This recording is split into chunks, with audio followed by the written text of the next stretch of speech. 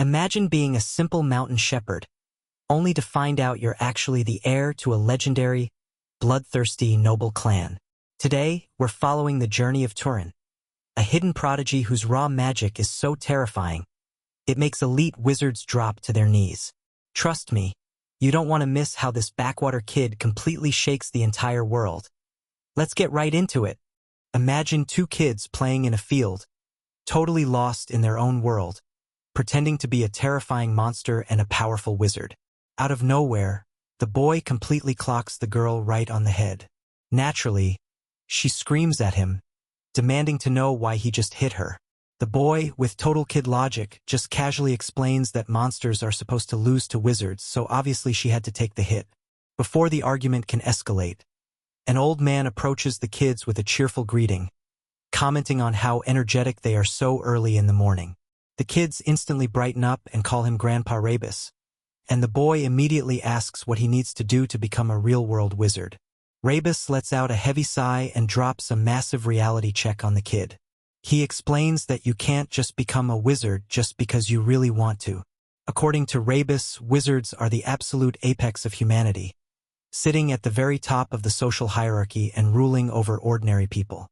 He bluntly tells the boy that only two types of people ever become wizards: nobles and knights who inherit mysterious powers passed down from their ancestors.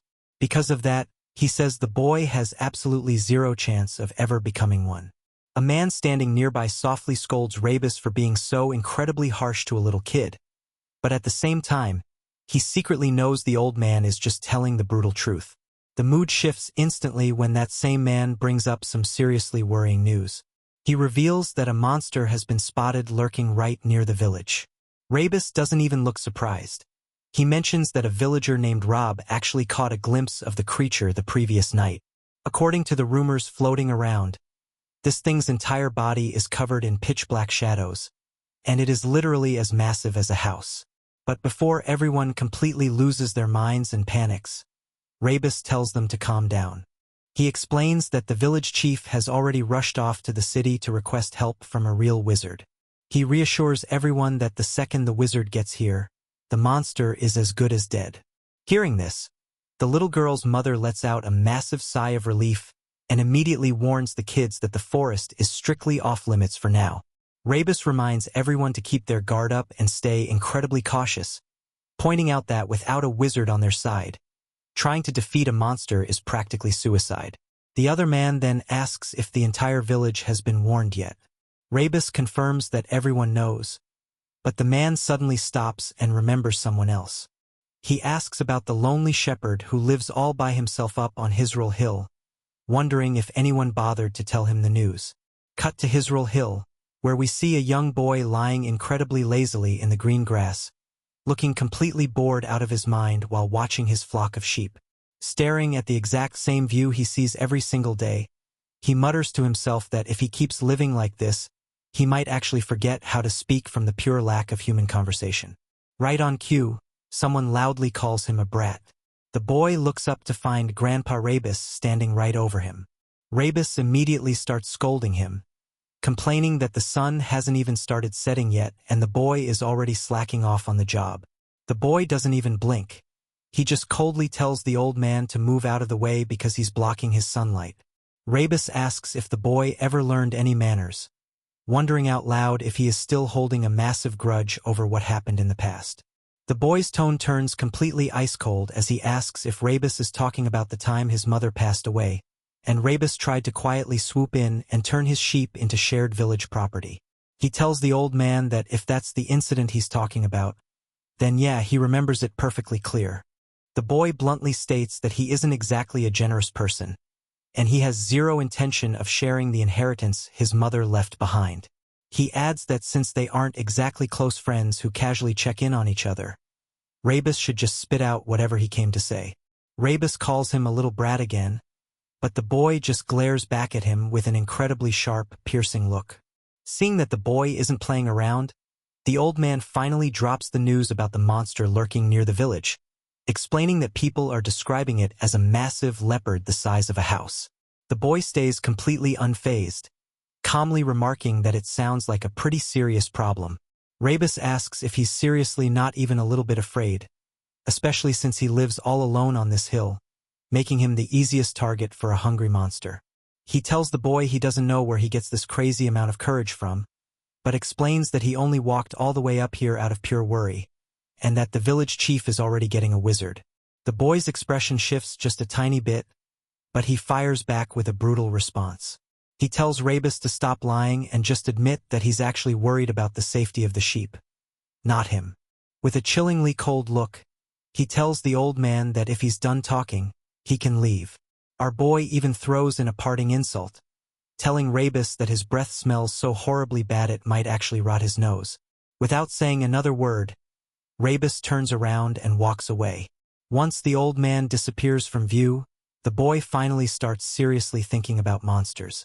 He knows they are wild beasts that wield mysterious powers and magic, acting as the dark mirror to human wizards. Since a monster has shown up nearby, it means a wizard will be arriving shortly to handle it, and he realizes this might actually be the very first time he'll get to see a real wizard with his own eyes.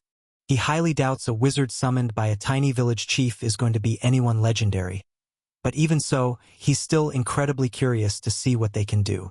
Suddenly, the boy catches a strange scent drifting through the air. His entire face stiffens as his mind registers exactly what that smell is. It's the unmistakable, heavy scent of fresh blood. A little while later, our boy enters the dense forest, carefully tracking the metallic scent of blood he picked up earlier. He's completely certain that the source is right nearby.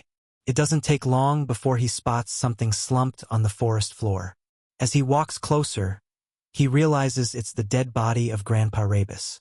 The boy mutters to himself that the old man was just lecturing him to be careful, yet he was the exact one who wandered into the dangerous forest first. Looking closely at the gruesome wounds on the corpse, he instantly recognizes that no ordinary wild animal could have done this. He concludes that this was definitely the work of the monster. Right at that exact second, the hairs on the back of his neck stand up as he senses a terrifying presence looming right behind him. He spins around, and there it is. The monster emerges directly from the shadows.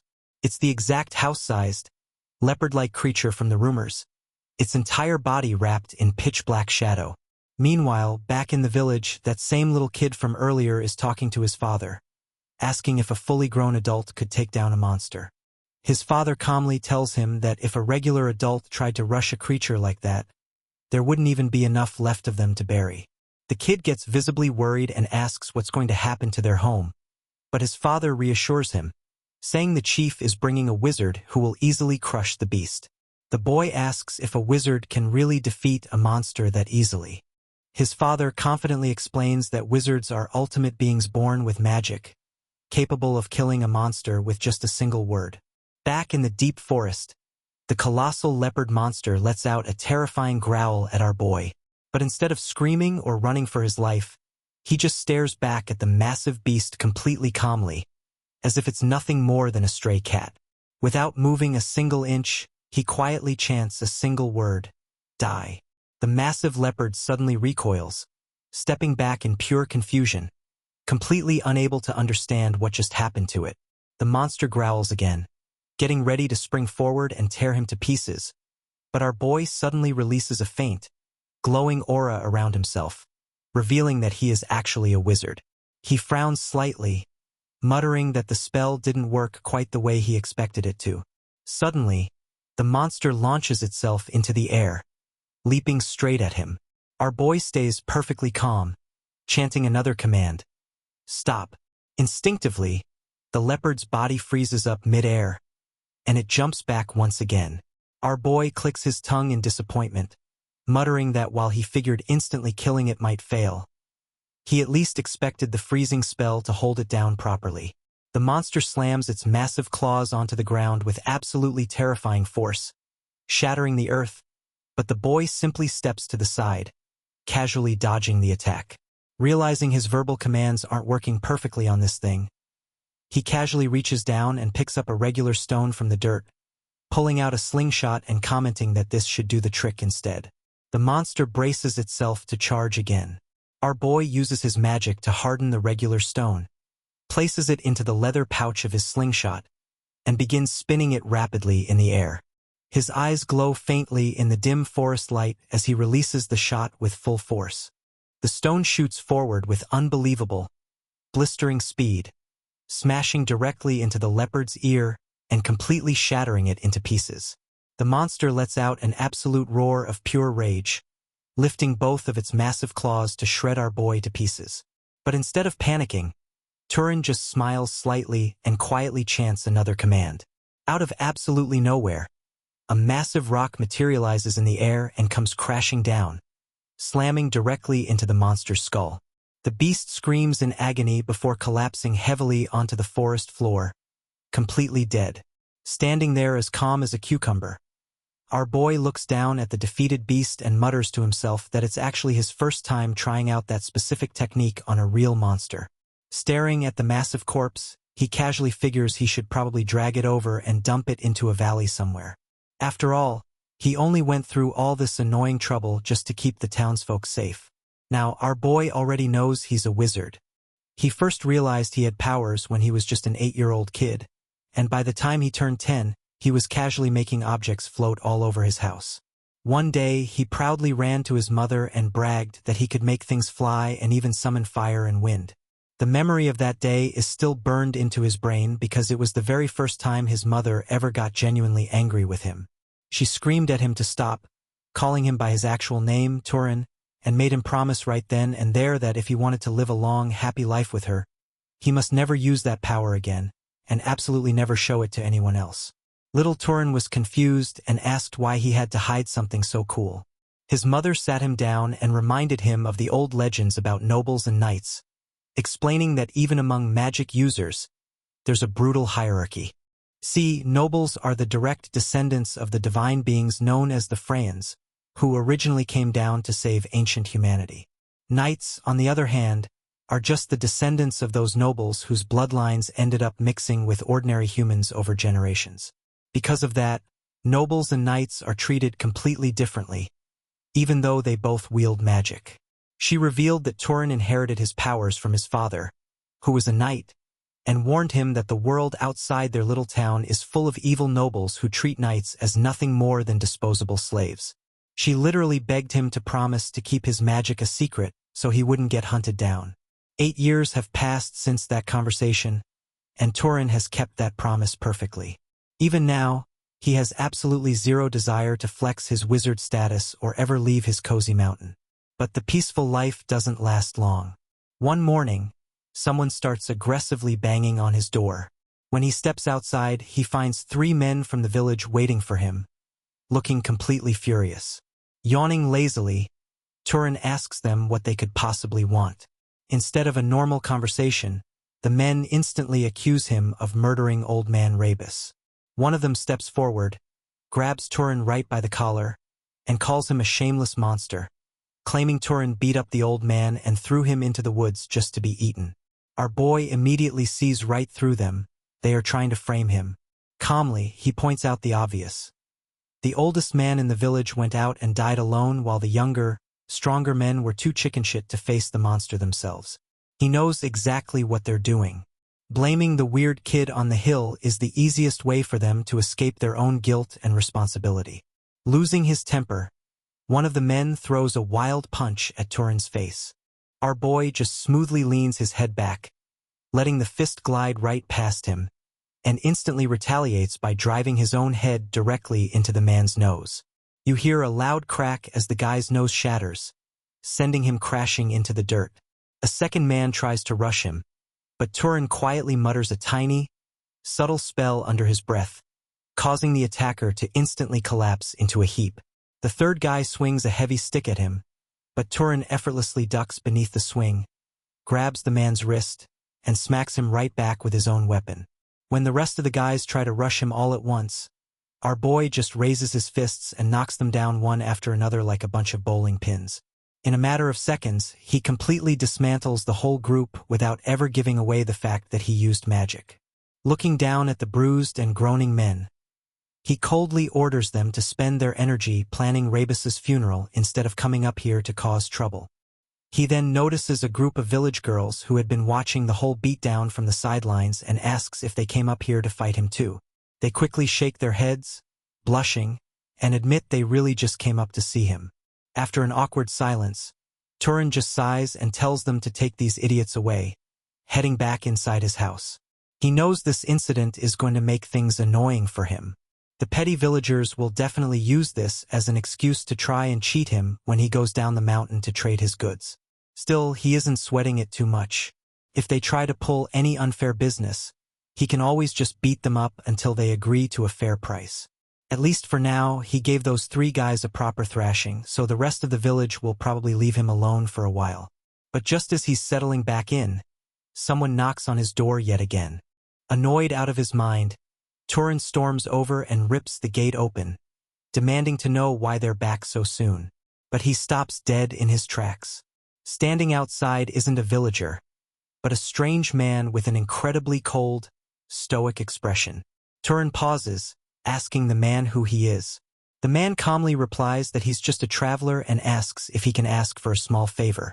Our boy goes quiet for a second because, honestly, this is the first time in his entire life he has ever seen an outsider.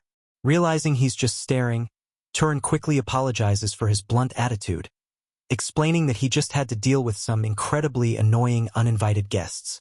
Internally, Turin is panicking a bit, remembering his mother's lessons on proper manners and wondering if he's being polite enough. He's literally never spoken nicely to a single soul in this pathetic town, so trying to be a good host feels incredibly weird. He notices a serious-looking sword hanging at the traveler's hip and wonders why on earth someone would be carrying a deadly weapon in a sleepy, boring countryside town like this. He asks the man if he's looking for a place to stay, but after letting out a brief sigh, he decides to just invite the stranger inside his home. A little while later, the 2 of them are sitting down across from each other, eating a meal. Turin awkwardly apologizes for the simple food, but to the traveler, the spread honestly looks like a proper, hearty feast.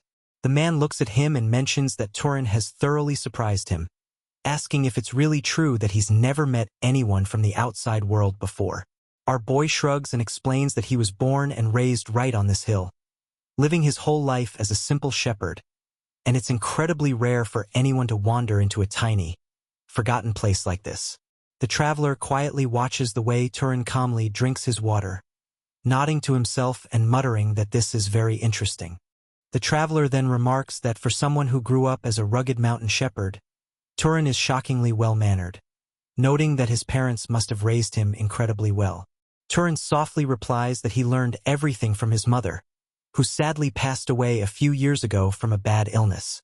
The man nods respectfully, saying she must have been a truly wonderful woman to raise such a proud, upstanding son, adding that he's certain her soul is now resting among the gods in the heavenly palace. Turin thanks him for the kind words but quickly brushes off the high praise, saying he's just living the way she taught him to. Curious, he finally asks what brings a heavily armed traveler all the way out to this quiet, empty countryside. The man takes a sip of his drink and calmly explains that he was hired for a job. The people down in the village were desperately looking for someone powerful enough to deal with a dangerous monster. Turin's eyes widen slightly in surprise when the man casually adds that he is a wizard. After a tense, brief silence, our boy asks if he's the official wizard the village elder went to the city to fetch. The man confirms it, but then, he asks Turin a question that makes the air in the room turn completely still. The wizard looks him dead in the eye and says that he can distinctly sense that a monster was in this exact area very recently. Yet strangely enough, he can't find a single trace or sign of it anymore. As he listens to the wizard's words, Turin's expression tightens.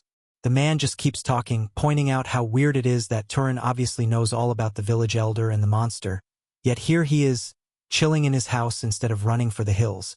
With a bone-chillingly cold look, the wizard cracks his knuckles and demands to know who the boy really is, noting that he seems way too brave for a simple mountain shepherd who has never left this tiny town.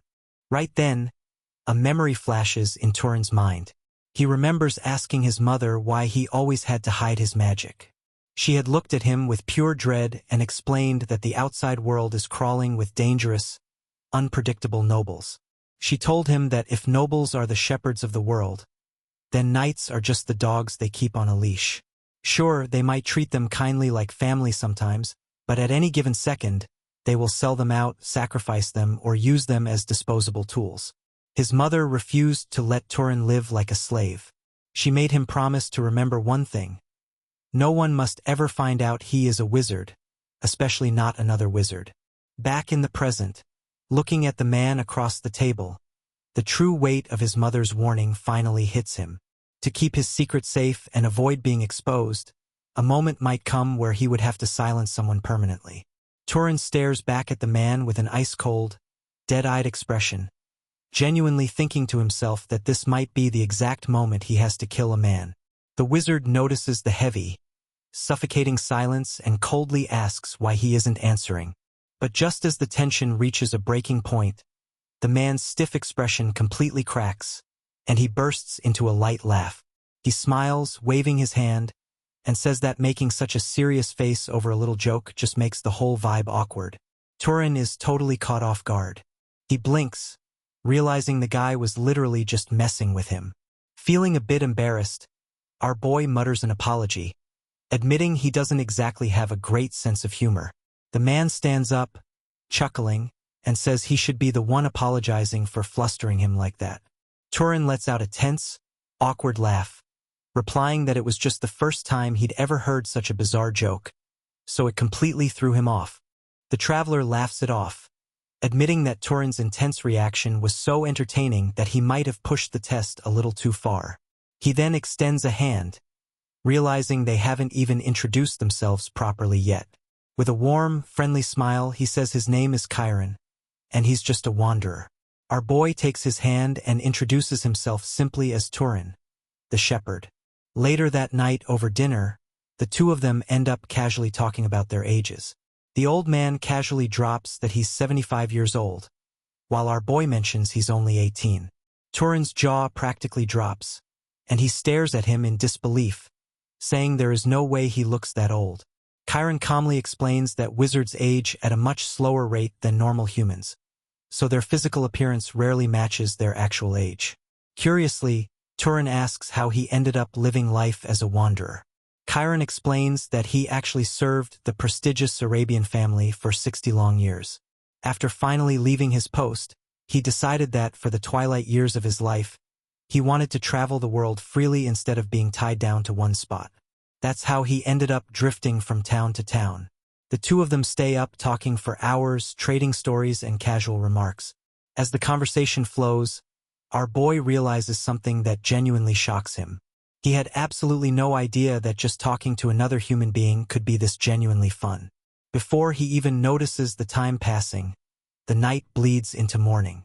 Chiron stands up, stretching, and announces that it's time for him to hit the road. Before walking out, he places a shiny, silver Arabian coin on the wooden table, mentioning that it should be more than enough to cover the cost of the hearty meal. Turin picks up the coin and genuinely wishes him luck, hoping his monster hunt goes smoothly. Chiron just smiles warmly and tells him not to talk, as if they're never going to see each other again. Later that afternoon, Turin is right back out in the fields, lazily watching his sheep graze. His mind keeps drifting back to the morning. It was the first time he had ever interacted with another magic user, but even more than that, it had been a very long time since he had enjoyed such a comfortable, easygoing conversation with anyone. The natural humor and effortless ease in Chiron's voice had left a massive impression on him. As the days start rolling by, the old man actually keeps coming back to visit him, and every single time they sit down and just talk. Turin had spent his whole life believing that all knights were just emotionless, brainwashed hunting dogs serving arrogant nobles. But now, his expression clouds over with a serious worry. He has absolutely no idea how to tell the old man to stop looking, because the awkward truth is, there isn't a monster left on this hill to hunt. Cut back to the dense forest, where Chiron is still tirelessly tracking the beast. As he weaves through the thick trees, he stumbles upon the obvious signs of a brutal battle that happened days ago. But strangely, no matter how hard he focuses, he can't sense even a single drop of the monster's presence anymore. The old man wonders to himself if someone else somehow beat him to the punch and hunted the creature down. Suddenly, his eyes lock onto something incredibly bizarre. A regular stone, driven deep into the solid wood of a tree trunk. Staring at it, he mutters to himself, completely baffled as to who on earth could have pulled off a feat like that. For a split second, he wonders if the desperate village chief might have hired a second wizard behind his back. After thinking it over, a small smile plays on his face, and he decides it doesn't really matter. As long as the beast is gone and the village is safe, that's what truly counts. But right then, the atmosphere changes. His survival instincts scream at him, and he does a hard flip backward just in the nick of time. A fraction of a second later, the massive leopard monster bursts from the trees. Its face is completely mangled and broken from Turin's previous attack, and a dark, suffocating aura is pouring off its body.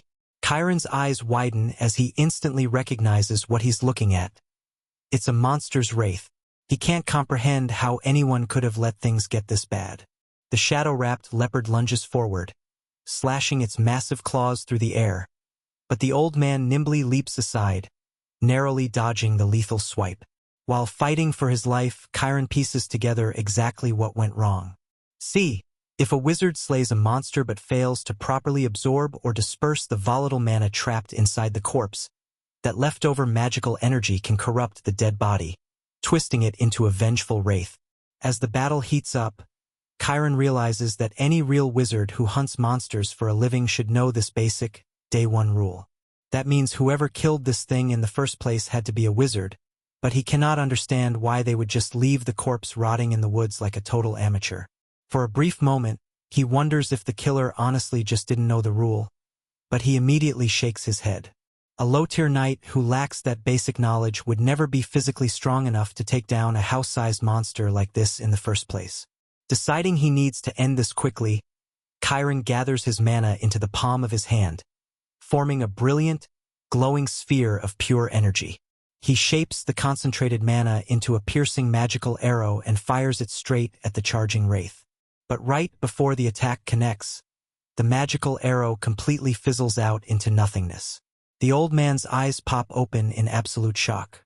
He panics, wondering if the monster's corrupted mana is actually stronger than his own magic.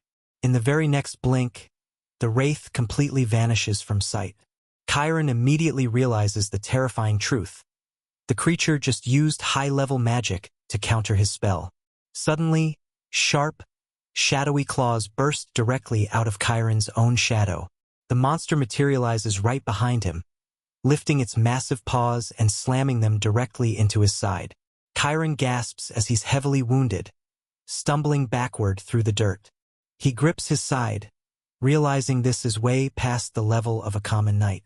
To even stand a ghost of a chance against a corrupted wraith of this caliber, you'd need to be a lower-ranked noble at the very least. He grimaces in pain, clenching his teeth, never expecting to run into a high-level calamity in a forgotten countryside village like this. Spitting blood, the old man mutters that this might actually be the end of the line for him. But he refuses to just lay down and die. Even if he breathes his last breath today, he vows to drag this abomination down to hell with him. He gathers every single scrap of his remaining mana into his hand, planning to drive it directly into the wraith's core the exact second it tries to bite his head off.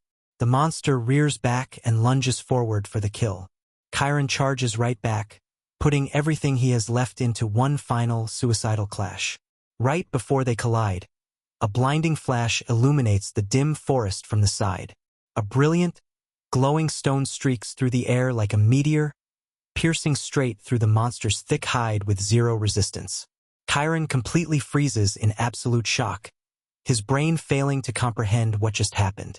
The massive wraith violently trembles for a moment before collapsing heavily onto the ground, dissolving into nothing. From the shadow of the trees, Turin casually steps into the clearing, completely unfazed, and calmly asks the old man if he's doing all right. Chiron just stares at him in utter, jaw-dropped disbelief, finally swallowing hard before muttering that a shepherd's jokes can be pretty terrifying too. Still shaking from the shock, he looks at the young boy and asks how on earth he could possibly be a wizard, and why he kept it a secret this entire time. Turin stands there, completely silent, letting the heavy quiet of the forest stretch between them. Chiron shakes off some of the shock and asks the most important question on his mind. If Turin really is a powerful wizard, why on earth did he step in to help him instead of just turning around and walking away? Right then, Turin remembers a conversation they had just a few days prior. He had asked the old man why he was pushing himself so hard just to hunt a monster in a tiny, forgotten village. With skills like his, Chiron could have easily lived like a king, making a fortune in the big cities. But the old man had looked at him and explained that the frontier villagers were pitiful, forced to live in constant fear without even the most basic protection. When Turin argued that it wasn't his job to save them, Chiron had gently corrected him.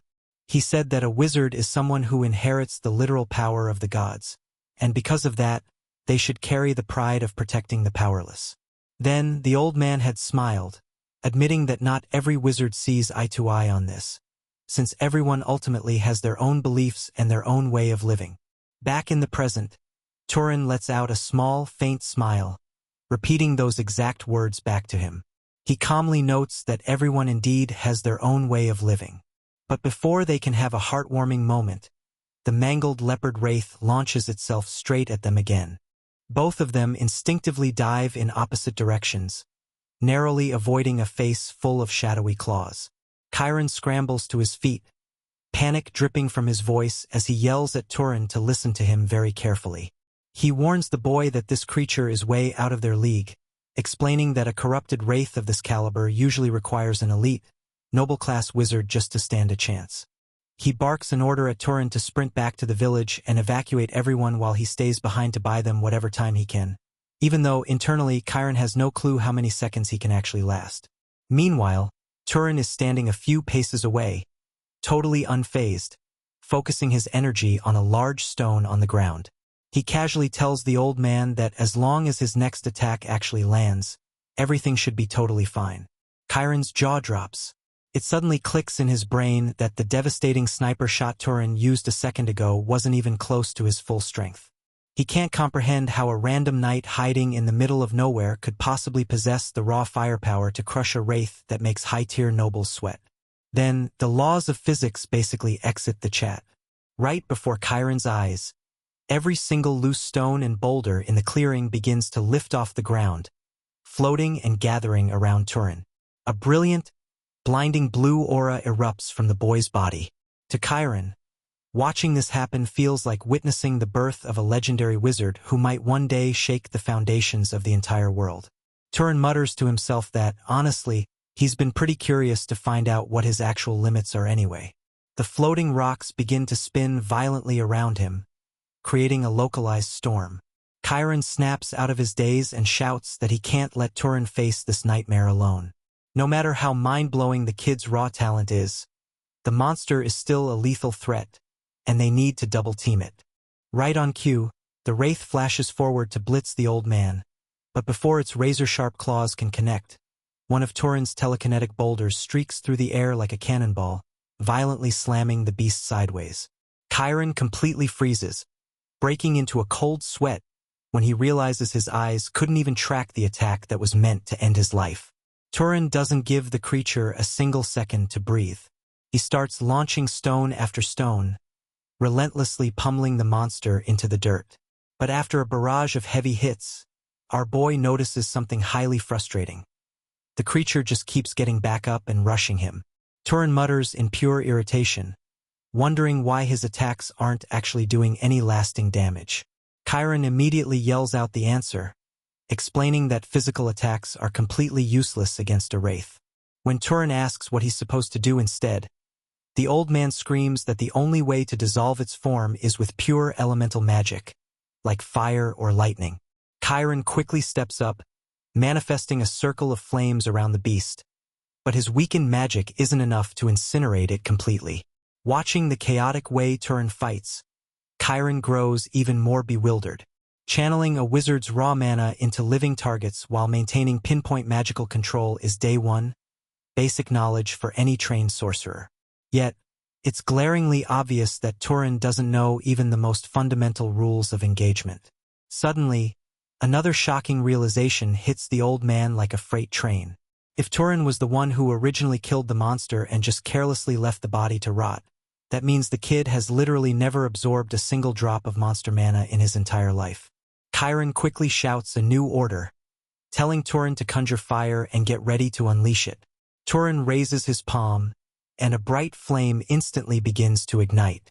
The old man watches like a hawk, knowing that while sparking fire magic isn't the hardest thing in the world, properly shaping and controlling it usually takes years of grueling, disciplined training. Yet, Turin does it effortlessly, molding the blazing inferno in his hand with zero strain. Chiron's eyes widen in absolute disbelief. Without missing a beat, Turin steps into the monster's guard and slams the raging fire directly into its chest. The wraith immediately bursts into a violent, screaming inferno. Chiron frantically yells for Turin to keep pumping his raw mana directly into the flames so they don't die out, reminding him that the only way to put a wraith down for good is to burn every single trace of it into ash. Turin keeps feeding the fire, and the shadow leopard is slowly but surely consumed by the heat. After a grueling few moments, the wraith finally collapses, turning into a pile of smoking residue.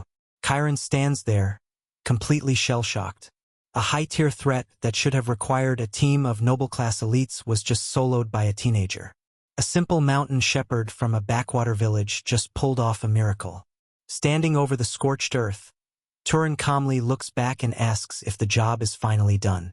Chiron swallows hard, telling him that if he doesn't want the remnants to turn into another vengeful spirit, he needs to absorb the leftover mana right now. Turin blinks, genuinely asking how he's supposed to do that. The old man tells him to just close his eyes and visualize pulling the lingering energy directly into his own body. Turin raises his hand and concentrates. Within seconds, a brilliant stream of glowing green energy begins to flow out of the ashes, funneling straight into his chest. The foreign, raw power surges through his veins, spreading completely throughout his entire body. Turin looks visibly startled, his eyes widening as he processes the incredibly bizarre, overwhelming sensation. Chiron looks at him knowingly, asking if he feels that intense, addictive rush of pleasure that always comes with absorbing pure mana. Turin is practically speechless, staring at his hands, unable to believe what he's experiencing, even though it's happening right in front of him. Chiron asks him again, his voice trembling with shock, if this truly is his very first time ever absorbing mana from a kill. Turin nods, confirming that it is. Chiron's brain completely breaks. Normally, after a wizard awakens their powers, their mana pool grows at a painstakingly slow rate over decades. The absolute fastest shortcut to gaining power is to hunt monsters or defeat rival wizards to steal their energy. Yet, here is Turin, absorbing mana for the first time in his life, and he was already capable of casting world-class magic before he even took this energy. That means his natural, innate potential is on a completely different, terrifying dimension compared to everyone else.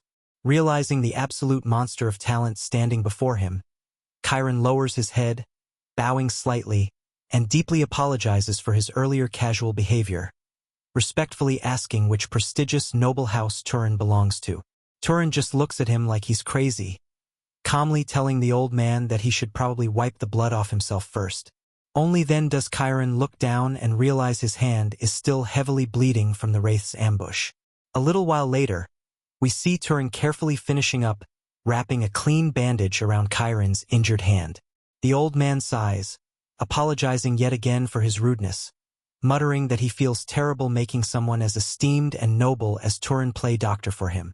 Turin's patience immediately snaps, and he shoots Chiron a sharp, thoroughly irritated glare. He snaps back that he isn't anyone esteemed, reminding the old man for the 100th time that he is literally just a regular mountain shepherd who doesn't even know who his own father was. Glaring daggers at him, Turin tells him to drop the formal attitude once and for all. Chiron studies the boy's annoyed face for a long moment, staying quiet, before he can't help but ask one final, burning question. He looks at him, completely baffled, and asks why a wizard with this kind of reality-bending power would choose to live his entire life as a simple shepherd on a lonely, forgotten hill. Chiron quickly holds up his hands, clarifying that he isn't trying to question or disrespect him. It's just that a god-tier talent like Turin's doesn't make any sense for a guy spending his days counting sheep. Turin calms down a bit and answers honestly, explaining that he's only living like this because it was his mother's dying wish. She explicitly warned him that the moment he crosses those mountains, greedy nobles will instantly try to exploit his magic for their own selfish gains. Hearing this, Chiron grows quiet, softly calling Turin's mother an incredibly wise woman. That reaction actually catches Turin off guard. He fully expected the old man to criticize her for being overly protective and sheltering him from the real world. Instead, Chiron explains that she wasn't wrong at all. Real magic brings supreme power, and supreme power always acts as a magnet for bloody conflict. The old man's eyes glaze over as he remembers a dark piece of his own history. About 20 years ago, a catastrophic war erupted between the Arabian house, which Chiron served faithfully, and the tyrannical great house of Zahar. That war was an absolute meat grinder. Out of roughly 3,000 knights who marched into battle, more than 900 were slaughtered, nearly a third of their entire force. Chiron lowers his gaze, his voice cracking with heavy emotion. Sadly, every single person he held dear was part of that body count. His closest friend, who used to joke about leaving the military to open a small laundry shop, his mentor, who always chewed him out for still having so much to learn, and even his beloved wife and young son. They were all systematically wiped out by the forces of Zahar, leaving Chiron to survive all alone. He lets out a heavy, painful sigh, admitting that this is exactly why Turin's mother was entirely right to hide him. A knight's life can be snuffed out in the blink of an eye, even faster than a regular civilian's. However, Chiron points out that there was one massive detail she completely misunderstood: Turin's true aptitude. Turin knits his brows, not catching his drift. Chiron admits it's a bit embarrassing to say out loud, but even though he considers himself a pretty highly skilled knight, Turin effortlessly vaporized a corrupted wraith that Chiron couldn't even scratch. Because of that, Turin's potential is light years ahead of a standard knight. At the bare minimum, his raw genetic talent belongs to the elite noble class, and even among the highest nobles, his aptitude would easily place him in the upper tier. Turin is completely perplexed by this. He argues that his mother always insisted his father was just a low-ranking knight. If Chiron is right, that would mean his mother lied to him his entire life. Chiron shakes his head, explaining that while it's incredibly rare, it's not impossible. Sometimes, a child with zero talent is born into a legendary noble family, and conversely, a genetic anomaly with noble-level power can be born from a line of simple knights. After dropping that bombshell, Chiron slowly stands up, looking at Turin with absolute seriousness. He tells the boy that it might finally be time for him to leave this isolated hill and go see what the outside world has to offer. He explains that humanity is currently backed into a corner and desperately needs powerful protectors. Believe it or not, humans are not the undisputed masters of this world. Long ago, the monstrous races that were driven away by the gods weren't fully wiped out. They are still lurking in the dark, waiting for the perfect opening to rise up and reclaim everything. Meanwhile, human nobles are too busy playing political games and waging petty wars against each other to notice. Chiron looks at him intently, saying that in a dark era like this, the world desperately needs powerful, compassionate souls like Turin. And besides all that, Chiron adds with a smile, he can tell Turin isn't truly satisfied living out the rest of his days as a shepherd. Turin goes completely quiet for a moment, staring at the floor, before finally asking what he could possibly gain by packing up and going down the mountain. Chiron tells him that it completely depends on what his heart desires. He points out that things like massive wealth, legendary fame, absolute authority, a family of his own, or even deep friendships are impossible to find while sitting alone in a remote, empty village. He tells Turin to just imagine the endless possibilities. He could become a free-roaming wanderer like Chiron, traveling the map and hunting down monsters to save innocent people. He could become an explorer tracing uncharted territories. Or, with his terrifying power, he could easily be adopted into a major noble house and climb to the absolute peak of political power. As Chiron turns and begins walking away, Turin suddenly chases after him, stopping him right outside the house. Turin looks at the vast horizon and admits that the old man is probably right. guarding a flock of sheep on this lonely hill is never going to be half as interesting as exploring the massive world below. For the very first time in his 18 years of life, our boy is genuinely, deeply curious about the outside world. Chiron smiles warmly, though he admits he worries about inflating Turin's expectations without knowing his full story. Even so, he looks the boy in the eyes and promises that he will support him on whatever path he decides to walk. He then asks Turin about his specific bloodline, but Turin just shrugs, admitting he knows absolutely nothing about his heritage. Chiron apologizes, suddenly remembering that Turin has never had access to proper magical education. He explains that bloodline abilities are highly specialized, unique traits inherited by nobles from their ancient ancestors, the divine Freyans. Manifesting one of these unique traits is usually the ultimate divider between a noble and a common knight. To demonstrate, Chiron briefly channels his mana, making bright flames dance across his fingers. He then asks Turin if there are any specific spells that feel unnaturally easy for him to cast, or if he possesses any weird, passive physical traits that don't seem to require active magic at all. Turin looks confused, asking if he just means being naturally built different. Chiron chuckles, explaining that just possessing a high volume of mana naturally strengthens a wizard's physical body to some degree, but he's looking for something more specific. Thinking about it for a second, Turin mentions that he's always had an incredibly sharp, almost supernatural sense of smell, and he's always been freakishly accurate at throwing stones. Hearing this, Chiron notes that being a master of ranged weapons is actually one of the trademark traits of House Arabian, though it isn't an incredibly rare ability on its own. He asks Turin to dig deeper and explain more about how his senses work. But as Turin continues describing his abilities, Chiron's welcoming expression completely freezes.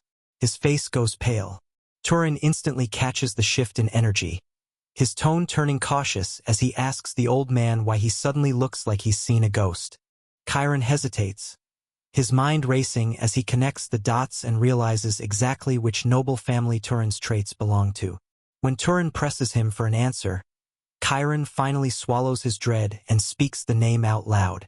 He tells him that his bloodline almost certainly originates from a legendary, terrifying noble clan known across the lands as the apex predators of the battlefield, House Zahar.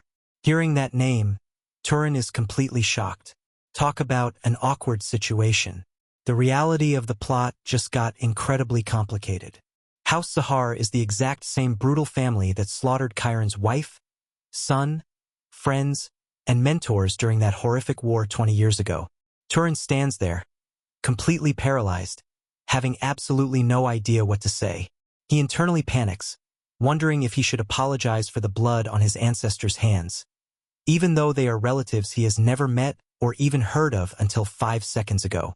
Noticing the immense guilt and worry washing over the boy's face, Chiron softly calls his name and places a comforting, steady hand on his shoulder. He tells Turin to wipe that troubled look off his face, gently reminding him that Turin had absolutely nothing to do with that war. Chiron gives him a calm, reassuring smile, saying those bloody conflicts were the mistakes of the older generation. If humanity keeps trying to wash away old blood with fresh blood, then the cycle of war will literally never end. Turin looks at him, still uncertain, and asks Chiron if he regrets convincing him to leave the mountain, knowing that his path will likely lead him straight into the arms of the Zahar family. Chiron honest-to-God answers that if Turin goes down into the civilized world, his reality-defying talents mean he will almost certainly end up running things at House Zahar. However, Chiron looks him dead in the eye and says he fully trusts Turin's character. Turin blinks, not fully grasping what the old man means by that. Chiron explains that he's talking about the genuine kindness inside the boy's heart. He points out that Turin had every reason in the world to keep his magic hidden forever to protect himself. Yet he chose to expose his deepest secret and risk his own safety just to save an old wanderer's life. Chiron reasons that if a good-hearted person like Turin joins a powerhouse like the Zahar family and eventually climbs to the very top of their hierarchy, he might actually have the power to stop another horrific war from ever happening again. In the end, Chiron chuckles and dismisses the heavy vibe, saying there's absolutely no point in stressing over such massive world problems right now. After all, Turin hasn't even officially taken his first step off this hill yet. After taking a moment to process everything, a small, confident smile spreads across Turin's face. He looks out at the open world below and finally declares that he's ready. He wants to go down the mountain. Chiron nods with absolute approval, a proud smile breaking across his face as he tells Turin that he's made a genuinely wise decision. But our boy immediately adds a quick condition. He's not taking a single step down this mountain until Chiron's injuries are completely healed. Chiron just bursts out laughing, waving his hand dismissively and calling the wound nothing more than a tiny, insignificant scratch. Since they have some time on their hands, Chiron decides it's the perfect moment to start teaching Turin the actual fundamentals of sorcery. He explains that if you want to cast magic, you absolutely need mana, which is exactly why people in the outside world refer to it as the key of omnipotence. However, he quickly clarifies that mana isn't actually some magical, all-powerful cheat code. To actually pull off a spell properly, a wizard's internal mana has to perfectly match the specific type of magic they are trying to cast. Turin knits his brows, curiously asking what exactly determines whether a wizard's mana matches a certain spell type. Chiron breaks it down, explaining that the difficulty of casting magic is strictly dictated by three major, unchangeable factors: bloodline, affinity, and causality. First up is bloodline, which is completely decided by the lineage a person is born into. Chiron notes that this rule mostly applies to elite noble families rather than common knights. To give him a clear example, Chiron points at his own bandaged hand and says that it would be borderline impossible for Turin to use magic to heal this wound. However, if a member of the famous Revista bloodline from the southern region were standing here, they could perform high-level healing magic effortlessly without a single day of training. That kind of shortcut comes directly from the specialized power coded into their DNA. Turin nods, absorbing the info, and asks about the second factor: affinity.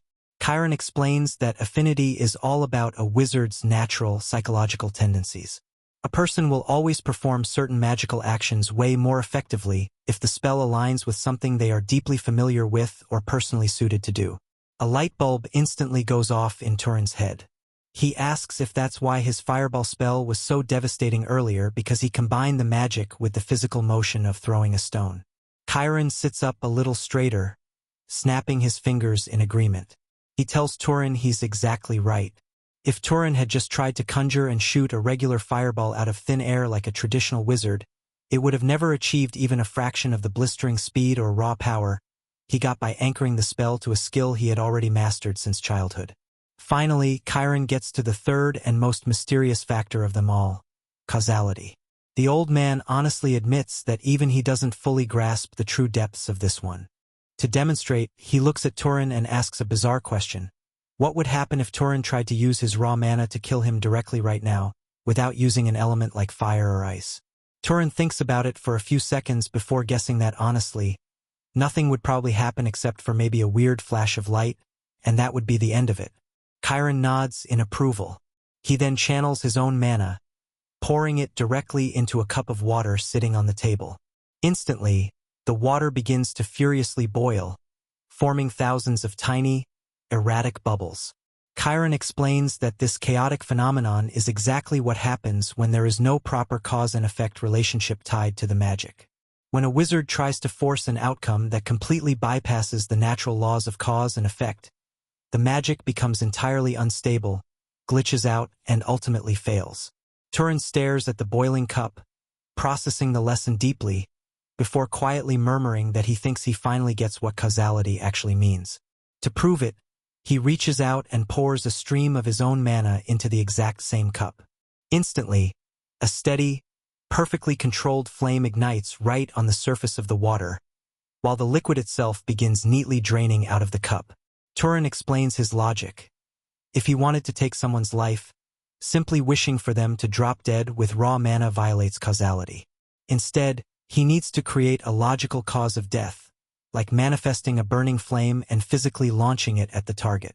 Creating and shooting fire is a completely natural, logical process for the world to understand, making it 1,000,000 times more effective than trying to magically force someone's heart to stop instantly. Chiron's face completely lights up with pride, and he openly praises Turin's insane intellect, even joking that the kid should have become a world-class scholar instead of a wizard. Taking advantage of the old man's good mood, Turin throws out another question that's been bugging him. He asks why he can easily mind control ordinary animals on the mountain, yet magical beasts require way more complicated, exhausting methods just to influence them. Chiron answers that the key difference is mana itself. Magical creatures possess their own internal mana pools, which acts as a natural shield, making them highly resistant to basic mental commands. As the days bleed together, the lessons continue inside the small house. Step by step, Turin begins to realize that the world of magic is infinitely more complex and layered than he ever could have imagined as a kid. After sitting with everything he's learned, Turin looks up and asks if the notorious Sahar bloodline possesses any signature magical traits. Chiron's expression grows a bit serious as he answers, explaining that the Sahar family is legendary for their absolute mastery over stealth and tracking magic. Curious to see if his DNA will live up to the hype, Turin asks if he can try casting it right now. Chiron agrees, eager to see what happens. Turin closes his eyes, taking a deep breath and focusing his mind. He visualizes a reality where no one can see his body, where not a single sound escapes his movements, and where even his physical scent vanishes from the air. A split second later, his entire physical form completely evaporates into thin air. Turin's voice echoes from the empty space, asking if the spell actually worked. Chiron just stares blankly at the empty chair in absolute, jaw-dropped shock, confirming that it worked flawlessly. He literally cannot detect a single trace of the boy. After a moment, Turin cuts off the flow of mana and materializes right back into reality. Chiron lets out a breath he didn't realize he was holding, admitting it's been a very long time since he last saw that specific ability with his own eyes, and it remains an absolutely terrifying power. He admits that during the war, the Knights of House Arabian feared that exact stealth magic more than anything else on the battlefield. However, Chiron quickly shifts into teacher mode, sternly warning Turin never to become overconfident, because even an elite ability like this isn't invincible. To wrap up their time together, Chiron teaches Turin a few advanced mana circulation training methods designed to give him surgical control over his power. Turin pauses mid-exercise, looking at the old man, and genuinely asks if it's really okay for Chiron to be training a wizard who belongs to his sworn enemy's bloodline. Chiron just smiles softly, repeating that Turin saved his life, and more importantly, he trusts the boy's character completely. A few days later, word finally reaches the village chief that Turin is officially planning to pack up, sell off his entire flock of sheep, and leave the mountain for good. The chief loses his absolute mind. He storms up the hill, screaming at Turin at the top of his lungs, demanding to know who is supposed to run the farm now, and how Turin could make such a massive decision without consulting the village council first. Turin just rolls his eyes, thoroughly irritated by the loud noise. He coldly fires back that the farm is the village's problem now, so they can figure it out themselves. He looks the chief dead in the eye, asking why on earth he should care what the village thinks about him moving his own personal belongings. Turin calmly adds that he expects them to buy his sheep at a perfectly fair market price. He warns the chief that if they try to shortchange him, he will simply open the pens, release every single sheep into the wild mountains, and walk away. The villagers can have fun trying to chase down hundreds of scattered sheep in the rocky terrain, though he doubts they'll catch a single one. The village chief stares at Turin's unwavering, icy expression and realizes that this stubborn teenager is absolutely the type of guy to keep his word. There is zero tactical benefit in pushing him any further. Realizing he's lost, the chief reluctantly grumbles, tossing a heavy pouch of coins onto the table and telling Turin he can leave or rot for all he cares. Shortly after, Turin finally begins his journey, walking down the mountain side by side with Chiron. As they trek along the dirt paths, Turin suddenly remembers something and brings up the fact that the villagers still technically owe Chiron a massive financial compensation for hunting down the monster. But Chiron just chuckles calmly, saying he has absolutely no intention of collecting that bounty. After all, he points out it was actually Turin who put his life on the line and slaughtered the beast. Eventually, the duo reaches a major crossroads, and the time comes for them to part ways since their destinations lie in completely opposite directions. Turin offers one last time for them to travel together, but Chiron gently declines, explaining with a warm smile that he's always been far more comfortable wandering the world as a lone wolf. Turin nods in understanding, stepping forward to give the old knight a sincere, deeply felt thank you for every single thing he taught him. Chiron smiles proudly, telling Turin to take care of himself out there. Turin smiles back, replying that he truly hopes the next time their paths cross, it will be with smiling faces. Turin stands at the crossroads, watching Chiron's retreating figure for a long time until the old man completely disappears past the distant horizon. Only when he's left completely alone does a sudden, quiet realization hit Turin. He finally figures out the real reason he hated hearing Chiron speak formally or politely to him. Deep down in his soul, he had always been secretly yearning for a father figure. Even though his mother had showered him with an immense amount of love, the young boy had always secretly wished for a strong man in his life who could model what it actually meant to be a man. Cut to a while later, where the lush mountains are long gone, replaced by a vast, sweltering desert. Turin is traveling entirely alone, kicking up sand as he walks. Squinting through the heat, he notices a large caravan of people up ahead who look like traveling merchants. Figuring this is the perfect opportunity to finally ask for directions to civilization, Turin casually walks up to the group. But instead of a warm greeting, the leader of the merchants steps forward, his face twisting in annoyance as he harshly demands to know why this random kid has blocked their path. Turin keeps his composure, politely introducing himself as a simple traveler, and asks if they could point him in the direction of the nearest city. The leader sighs, pointing back down the dusty road they just came from, telling him that if he keeps following that path, he will eventually hit a bustling city named Muri. Turin nods, thanking them sincerely for the directions, and turns around to continue his journey.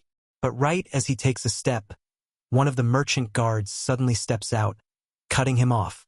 With a smug, mocking smile plastered across his face, the man sneers that Turin has a lot of nerve, thinking he can just take their valuable information and casually walk away without paying a tax. Turin casually asks what they want. The man chuckles, explaining that in the real world, if someone receives a valuable service, they're expected to give something equal in return. Right on cue, the rest of the thugs slowly slide their swords out of their sheaths, stepping into position until they formed a tight, menacing circle around Turin. They bark an order at him to start stripping off his gear. Turin doesn't even flinch, calmly asking if they're supposed to be bandits. The guy openly admits it with a smirk. Their leader steps in, explaining that this desolate wasteland is the perfect spot for a robbery, since nobody would find it strange if a lone traveler vanished off the face of the earth forever. He steps close, raising his blade and pressing the cold steel lightly against Turin's neck, casually mentioning that killing him and stripping a bloody corpse would just take up too much time and make an unnecessary mess. Because of that, he tells Turin it would be much smarter to just hand over his bag and cloak willingly. Suddenly, a small smirk plays on Turin's face. Looking right at the armed men without a single shred of fear, he softly remarks that it looks like he's finally found some volunteers to help him practice his magic. The bandit leader stares at him, completely baffled, and scoffs to his men that this absolute lunatic is talking as if he's some kind of high and mighty wizard. Do me a huge favor. Smash that like button right now and hit subscribe so you never miss the next part of this epic journey. Drop a comment below with your theories on how strong Turin is going to get, and I'll catch you guys in the next video.